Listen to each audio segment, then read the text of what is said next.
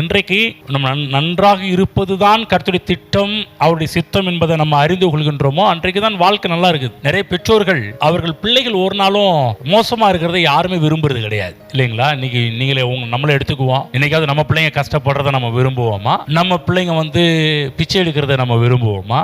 நம்ம பிள்ளைங்க ஒரு இடத்துல போய் நின்று கேட்கறத நம்ம விரும்புவோமா? நம்ம பிள்ளைங்க ஒரு ஓலை குடிசையில வாழ்றதை விரும்புவோமா? நம்ம பிள்ளை டெய்லியும் பழைய சோறை சாப்பிட்றதை விரும்புவோமா? கிடையாது. பாருங்க, எந்த ஒரு பெற்றோரும் அப்படி விரும்புறது கிடையவே கிடையாது. அப்படி ஒருவேளை உங்க பிள்ளைங்க கஷ்டப்படுறதை நீங்க விரும்புனீங்கன்னா ஒரு நல்ல தகப்பனே கிடையாது, நல்ல பெற்றோர்களே கிடையவே கிடையாது. நீங்க யோசிச்சு பாருங்க, சாதாரண பெற்றோர்கள் கூட எப்படியாவது கஷ்டப்பட்டாவது தாம் பிள்ளைகளை காப்பாற்ற வேண்டும் என்று தான் நினைக்கிறார்கள். தாங்க பிள்ளைங்க நல்லா இருக்க வேண்டும் என்று தான் விரும்புறாங்க. ஆகவேதான் கர்த்தராகிய இயேசு கிறிஸ்து சொன்னாரு, பொல்லாதவர்களாகிய நீங்களே உங்கள் பிள்ளைகளுக்கு நல்ல ஈவுகளாம் கொடுக்க தெரிஞ்சிருக்கும் போது என்னைய மட்டும் ஏன் நீங்க தப்பா நினைக்கிறீங்க? என்னைய மட்டும் ஏன் தப்பா எடை போடுறீங்க?